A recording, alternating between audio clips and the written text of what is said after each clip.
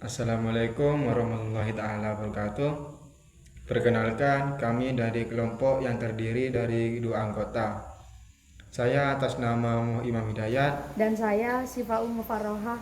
Pada kesempatan kali ini kami akan membahas materi tentang status proses dalam sistem operasi. Status proses adalah kondisi atau keadaan dari sesuatu program yang sedang dijalankan oleh komputer. Jadi, setiap aplikasi yang kita buka, misalnya Microsoft Word atau browser, itu sebenarnya disebut proses. Nah, proses ini tidak selalu langsung berjalan terus di CPU.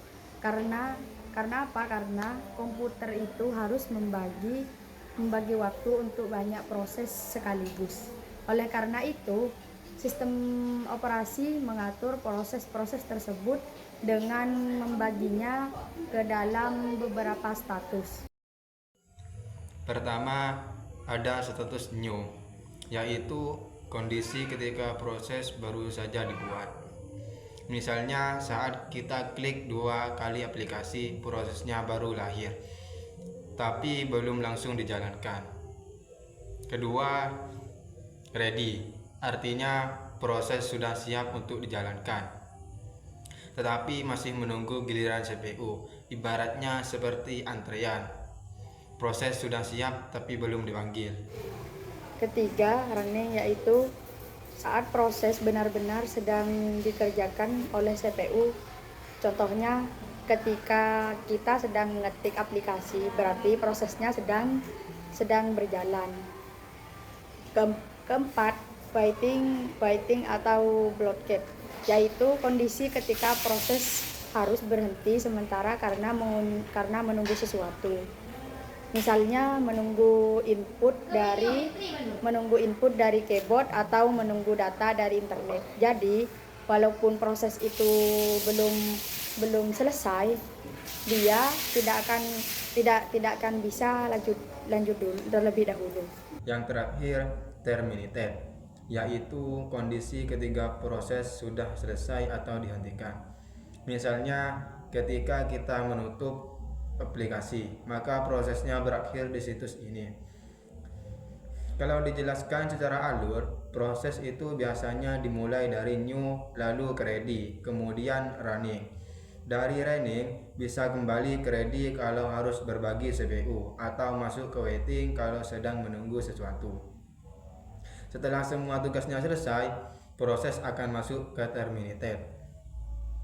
Supaya lebih mudah dipahami, bayangkan seperti kegiatan di kasir saat kamu datang itu new, masuk antaran itu ready, dilayani kasir itu running. Kalau ada gangguan yang harus menunggu itu waiting. Dan setelah selesai bayar itu terminal. Fungsi dari status proses ini sangat penting, yaitu agar sistem operasi bisa mengatur banyak proses secara efisien. Dengan adanya status ini, komputer bisa tetap berjalan lancar walaupun kita membuka banyak aplikasi sekaligus. Jadi intinya status proses adalah cara sistem operasi mengelola kehidupan sebuah program dari mulai dijalankan sampai selesai. Di sini kita bisa lihat diagram status proses dalam sistem operasi. Jadi setiap program yang dijalankan itu disebut proses. Dan proses itu punya beberapa status selama berjalan. Pertama, ada status new. Ini adalah kondisi saat proses baru saja dibuat oleh sistem operasi. Jadi ketika kita membuka aplikasi, prosesnya mulai dari sini. Setelah itu, proses masuk ke ready. Di tahap ini, proses sebenarnya sudah siap untuk dijalankan, tapi masih menunggu giliran CPU, karena CPU hanya bisa menjalankan satu proses dalam satu waktu secara bergantian. Kemudian, jika sudah dipilih oleh scheduler, proses masuk akan status running. Nah, disinilah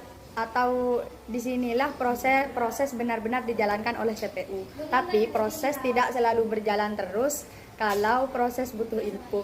Misalnya menunggu data atau menunggu user. Maka proses akan pindah ke status waiting atau blockade. Jadi di sini proses berhenti sementara. Kalau kebutuhan itu sudah terpenuhi, proses akan kembali ke ready. Lalu nanti bisa dijalankan lagi. Terakhir, kalau proses sudah selesai, maka akan masuk ke status terminated. Artinya proses sudah selesai atau dihentikan. Jadi dari diagram ini kita bisa lihat kalau proses itu tidak diam di satu kondisi, tapi terus berpindah-pindah tergantung situasi. Dan ini yang membuat sistem operasi bisa menjalankan banyak proses secara efisien. Demikian pemaparan dari kami mengenai status proses dalam sistem operasi. Dapat disimpulkan bahwa status proses membantu kita memahami alur kerja suatu proses, sehingga sistem operasi dapat mengelola berbagai proses secara efektif dan teratur. Saya Imam Hidayat. Dan saya Sifaul Mufarrohah. Mohon maaf apabila terdapat kekurangan dalam penyampaian materi. Terima kasih atas perhatiannya. Wassalamualaikum warahmatullahi wabarakatuh.